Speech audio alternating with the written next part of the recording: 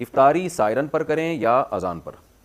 میرا ہی نام لے کے کہتے ہیں کہ مفتی طارق مسعود صاحب نے بتایا تھا کہ اذان کے ساتھ روزہ افطار نہیں کرنا چاہیے بلکہ 3 منٹ بعد کرنا چاہیے، لیکن یہاں پنجاب میں اذان سے پہلے افطاری کے لیے سائرن بجتے ہیں اور اس کے لیے 1 یا 2 منٹ اور اس کے 1 یا 2 منٹ بعد اذان شروع ہوتی ہے، اور یہاں سائرن کے ساتھ ہی روزہ افطار کرتے ہیں، تو ہم کیا کریں؟ ابیہا فاطمہ، دیکھیں بخاری مسلم کی حدیث ہے، رسول اللہ صلی اللہ علیہ وسلم نے فرمایا، حدیث کا مفہوم ہے کہ جب سورج غروب ہو جائے تو افطار کرنے کا ٹائم شروع ہو جاتا ہے، سورج غروب، تو اس سے پتہ چلتا ہے اس کا مدار اذان پر یا سائرن پر نہیں ہے بلکہ سورج غروب ہونے پر ہے۔ اب سورج غروب ہونے کا کیسے پتہ چلے گا؟ یا تو آپ اپنے مکان کی چھت پہ کھڑے ہو کر دیکھیں کہ بھئی سورج غروب ہو رہا ہے کہ نہیں ہو رہا، 100% جب یقین ہو جائے کہ غروب ہو چکا ہے، شک ہو پھر نہیں، یقین ہو کہ غروب ہو گیا تو آپ افطار کر لیں۔ اور ایک طریقہ یہ ہوتا ہے کہ اس تکلف کے بجائے آج کل نقشے ملتے ہیں، گوگل پہ بھی پتہ چل جاتا ہے کہ آپ جس علاقے میں ہیں وہاں غروب آفتاب کا ٹائم کیا ہے، سورج غروب ہونے کا ٹائم کیا ہے، کراچی کا الگ ٹائم ہے، لاہور کا الگ ہے، مختلف جگہوں کا الگ ہے، تو جو ٹائم غروب آفتاب کا لکھا ہوا ہو اس سے کم 2 منٹ کے بعد روزہ افطار کریں، کم سے کم۔ وجہ اس کی یہ ہے کہ یہ جو ٹائم نقشوں میں لکھا ہوتا ہے یہ 100% یقینی نہیں ہوتا، خوب سمجھ لیں۔ جب جیسے لکھا ہے نا، فار ایگزامپل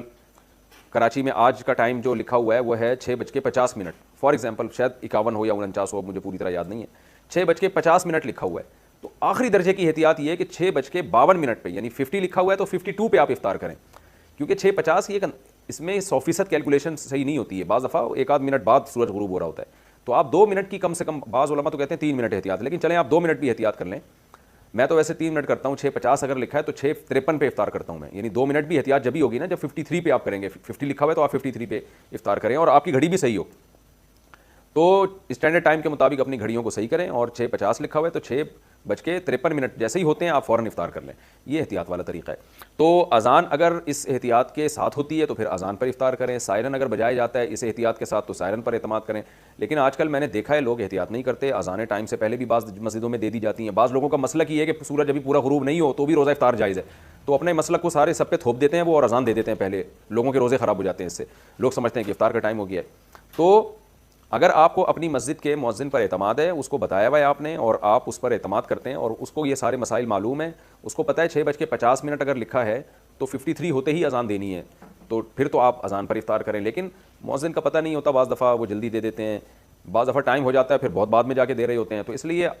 بہتر طریقہ یہی ہے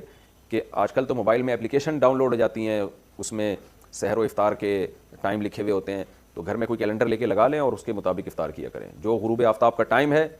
اس کے کم سے کم 2 منٹ کے بعد، یعنی 50 لکھا ہوا ہے اس پہ 6:50 لکھا ہے تو 6:53 ہوتے ہی آپ افطار کر لیں۔